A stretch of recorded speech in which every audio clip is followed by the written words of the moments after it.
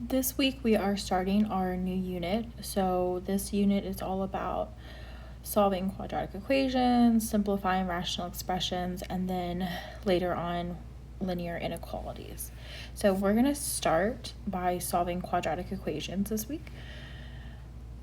And we are going to do that 3 different ways. So the first video is going to be focusing on solving quadratic equations by factoring. So we're going to take everything we learned about factoring and now apply it to these problems to help us solve. So we've got some steps to help us solve by factoring, and then we've got an example. So take a second, write these steps down.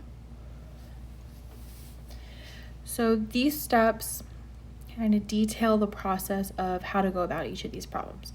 So for this first example, we have x squared plus 8x equals negative 12. Okay, so we are trying to solve here for x, and the way we're going to do that is by factoring. So the first step that we want to do is we want to set our equation equal to 0. Okay, so to do that, notice I have I have a x squared plus 8x equals negative 12. So right now I have things on both sides of my equation, and I want to move this 12 to the other side of my equation to get everything on the same side and to make my statement equal 0. Okay, because now that I have everything on the same side of the equation, I have a trinomial. Okay, and I can factor trinomials. Okay, at least all of the ones in this section are going to be factorable. Okay, so that is step 1, set the equation equal to 0. Now, the thing about moving terms around is wherever your x squared is, that's the side you're moving everything to. Okay, so wherever the x squared term is, either on the left side of the equals or the right side of the equals, that's where you're moving everything else. Okay, so move everything to the x squared. Okay, let's look at the next step. So our next step is to factor. Okay, and we can use any of our strategies. If I look at this problem, okay, I have to add to 8 and multiply to 12.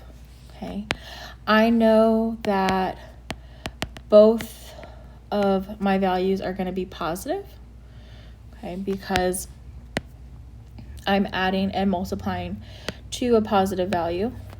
Okay, so if I think about my list of factors to give me 12, those are my list of factors. Okay, and if I look at that list, this combo right here is the combo that's going to add to 8. Okay, so I can go ahead and set up my factoring, and I'm going to do this in green so it's tied to step 2. So I'm going to write x plus 2 times x plus 6, and now that is what our answer looked like for the last unit. Okay, but guys, be careful here. We have an equals 0. Okay, so make sure you bring that down once you factored. Okay, now we are at our last step. Okay, so our last step is to set each factor equal to 0 and solve for x. So I'm going to take my x plus 2 and set it equal to 0. Okay, I'm also going to take my factor x plus 6 and set it equal to 0. And then I'm going to solve both of these little equations for x. Okay, the way I'm going to do that is here, to get x by itself, I need to subtract the 2 from the left side. Okay, anything I do on one side, I do on the other side. So that's going to leave me with x is equal to negative 2. Okay, same process for that little second equation. I need to get rid of the plus 6, so I'm going to subtract it. Okay, 6 minus 6 is 0, so it goes away. Okay, I'm left with x is equal to 0 minus 6 is just negative 6. Okay, and now I have 2 answers. You can write your answer as 2 kind of individual statements. In Alex, it is going to have you guys write it as a list with a comma separating those two values. Okay, so this is going to be the answer your homework is looking for. Okay, but you could also, like for me, leave it as two separate pieces. Okay, so that is the steps to solve. I want to come back to step 3 and talk about why that happens. Okay, the reason why we set things equal to 0 is because we have this being multiplied by, I'm going to use a different color, this. Okay, those two things multiplied together equal 0.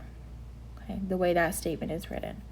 The only way to multiply and equal 0 is if one of those things is 0. Okay, either x plus 2 is 0 or the x plus 6 is 0 for that statement to be true. So that's where these statements come from in this step right here. Okay, because again, either this has to be 0 or this has to be 0 for this equal sign to be true.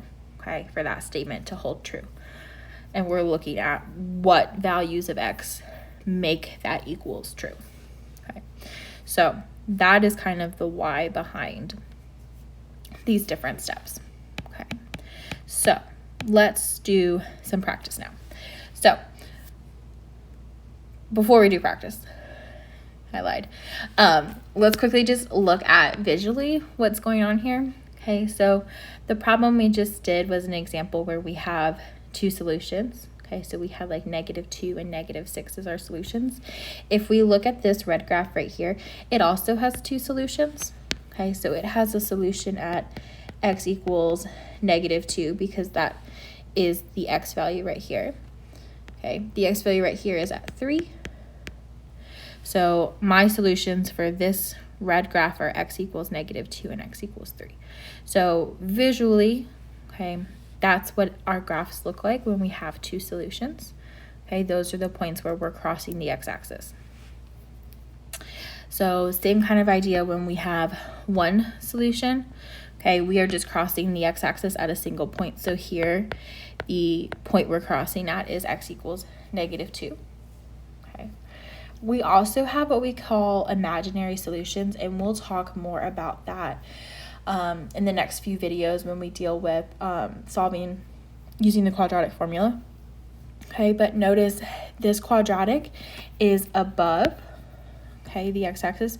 The kind of minimum value, y value that it has is at a +1 right here, and it doesn't go any lower than that. So at no point does this green graph cross my x-axis, which is right here. Okay, so there is no value for x where my function equals 0, so I can't solve it here.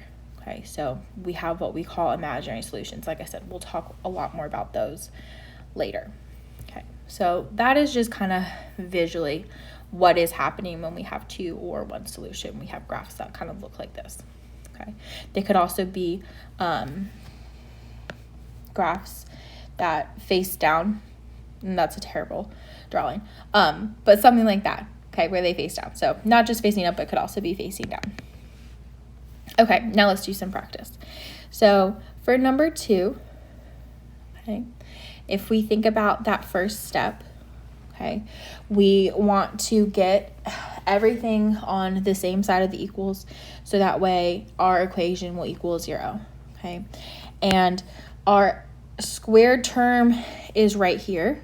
So we want to move everything to that side of my equals.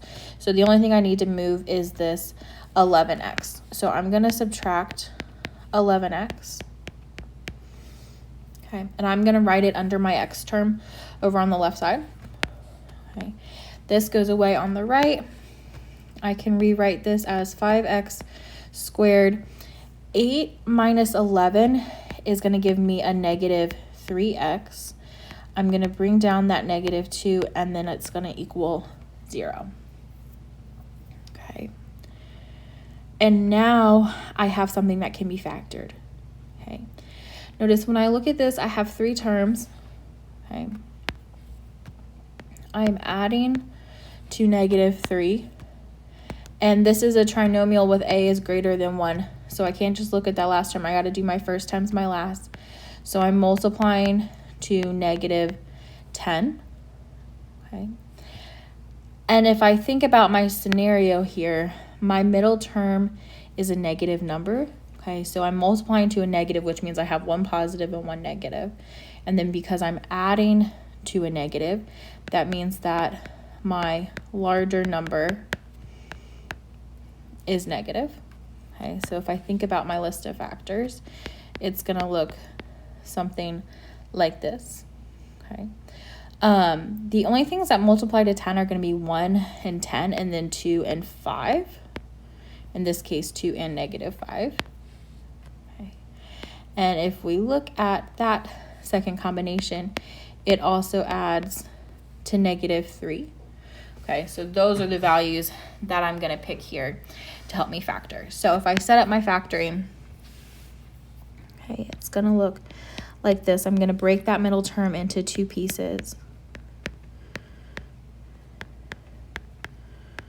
Okay, and I'm still going to write my equals 0. Okay. I'm going to group, and then I'm going to pull out my GCFs. So I can only pull an x out from those first 2 terms. That'll leave behind a 5x plus 2. Okay. From the second 2 terms, there is nothing that can be pulled out, but I do have a leading coefficient of a negative here. So I'm going to pull out a negative 1 to get that negative out of there. Okay. So when I pull the negative out from the negative 5, that leaves me with a positive 5. Okay, when I pull a negative from negative 2, that'll leave behind a positive 2. Okay, and then again, I can check my work so far. I left behind the same thing when I pulled out my GCF, so I know I've done it correct so far. Okay, I'm going to write my answer as that repeated factor times the GCFs. Okay, equals 0.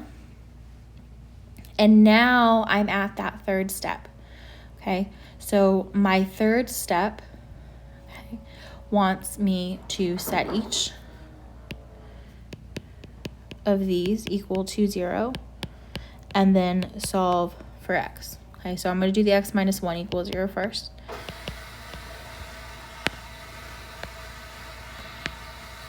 So all I have to do here to get x by itself is add 1 to both sides, so that negative 1 goes away on the left.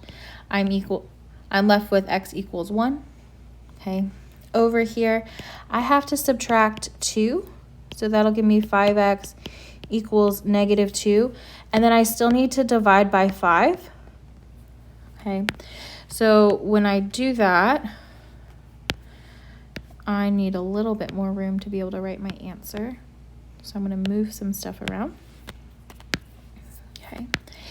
This is going to simplify down to give me x equals negative 2/5. Okay. And again, we like fractions better than decimals, so we can leave it as a fraction. Okay. So those, oh, there we go.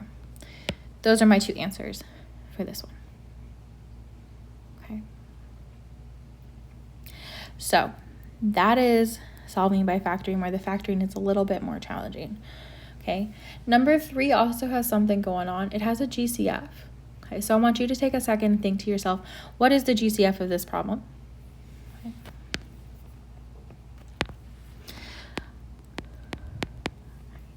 And for this one, I have a GCF of 6. Okay. So when I pull a 6 out from every term, I'm left with x squared minus 7x plus 12, and then equals 0. Okay. And now, okay, I'm one step away from being able to factor. Okay. Notice I've got a 6 out in front. Okay. I have 6 times this whole part equals 0.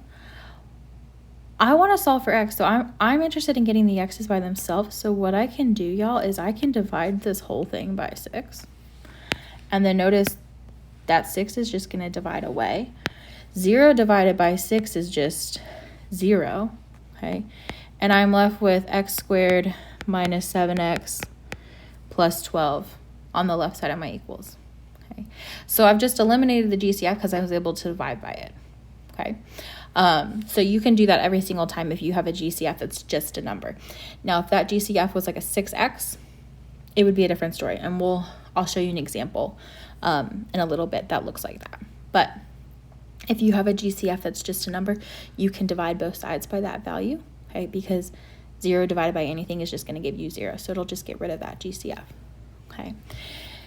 And now I can look at this problem, okay.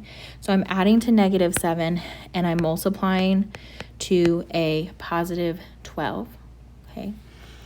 If I think about the scenario here, I'm multiplying to a positive, so either both numbers are positive or both are negative, because that middle term is a negative 7. Okay, that means that both numbers are negative in this scenario. Okay, and if I think about my factors of 12, it's going to be negative 1 and negative 12, negative 2 and negative 6, and then negative 3 and negative 4. Okay, and if I think about which of those adds to negative 7, okay, it's going to be negative 3 plus negative 4 equals negative 7. So this one I can factor to give me x minus 3 times x minus 4 equals 0. Okay. And then I've got both statements I need to set equal to 0 and solve. Okay. So when I do that, I get x equals a positive 3 and x equals a positive 4. Okay. And those are my two answers for this one. Okay. So I have two that I want you guys to try on your own. Okay. So I want you to take a second, look at number 4. Okay. Try this one. And one hint to get you started. Okay. My x squared term, oh, not my highlighter. My x squared term is here. Okay. So that's the side I also want to move my other values to. Okay. When doing that first step where I'm setting my equation equal to 0. Okay. So try number 4.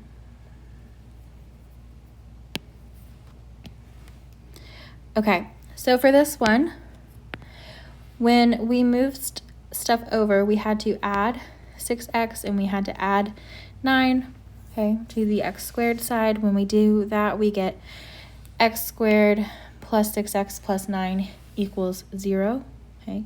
I noticed that this is a perfect square trinomial. I notice I also wrote positive, okay, because I have a positive middle term, okay.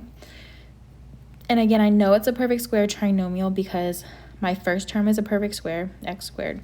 9 is a perfect square. And then the middle term, I'm going to come do it out here, is 2 times the square root of my first term, which is x, times the square root of my last term, which is 3. Okay. This is going to simplify. 2 times 3 gives me 6x, which is that middle term. Okay, so that is my check to make sure that it is a perfect square trinomial. Okay. And then now that I have it factored into x plus 3 times x plus 3 equals 0, I can then set each factor equal to 0 and solve. Now notice, okay, when I do that, I get the same thing for x. Okay. So I actually here, because it's a repeated factor, okay, I only have to do it one time. Okay, so I didn't need to do this at all. Okay, because again, I have what we call a repeated factor. Okay, and then when we have a repeated factor, we only need to do that. We only need to set it equal to 0 one time. Okay, and solve for x. So just so you guys know, this is an example, okay, of a graph that looks like this. So 1, 2, 3. So this is negative 3 on my x-axis. okay? And this graph looks something like this, okay? Where it comes down and touches that x-axis at only one point, okay? And that point is at x equals -3. All right, so that's kind of what this looks like visually, just so you guys can kind of connect the dots a little bit between the graphs and the equations. Okay, so I want you guys to now take a look at number 5, okay? So for this one, again, our x squared term is right here. So I had to move things to that side. So I had to subtract the 8x, subtract the 20 to get those values to move to the other side, okay? When I combined the 9x minus 8x, I got a positive 1x, and then I got the negative 20 equals 0. Okay, so here, again, I'm adding to a positive 1, multiplying to a negative 20. Okay. So multiplying to a negative means I've got one positive and one negative factor. Okay. Because I'm adding to a positive, that means my larger number is going to be positive. Okay. When I think about my list of numbers that multiply to negative 20, negative 4 and 5 add to 1. So those go in my factored form. Okay. Then I set each of those factors equal to 0 and solve, and I get x equals 4 and x equals -5. Okay. So that is solving quadratics by factoring, where we had trinomials. Okay. We are now going to look at two scenarios where I only have two terms. Okay, so I have what's called a binomial. So for number 6, if we look at this, we want to think to ourselves, how do I factor something that's two terms? Okay, there's only two things that can be done. I either have a GCF or I have a difference of squares. Okay, or it can't be factored. But like I said, everything that you're going to get in this section can be factored, because that's the point. All right, so it's either difference of squares or it is a GCF. Okay, here it is a GCF. Okay, so if I think about these values, I have a 10 and I have a 25. Okay, so is there a number that goes into 10 and 25? Okay, hopefully you got 5. Okay, goes into 10 and 25. Okay, and then also if you look at x squared and x, okay, what is the GCF of x squared and x? Okay, hopefully you thought to yourself x. All right, because again, remember, this is the value that has the lowest number on it as lowest value in its exponent.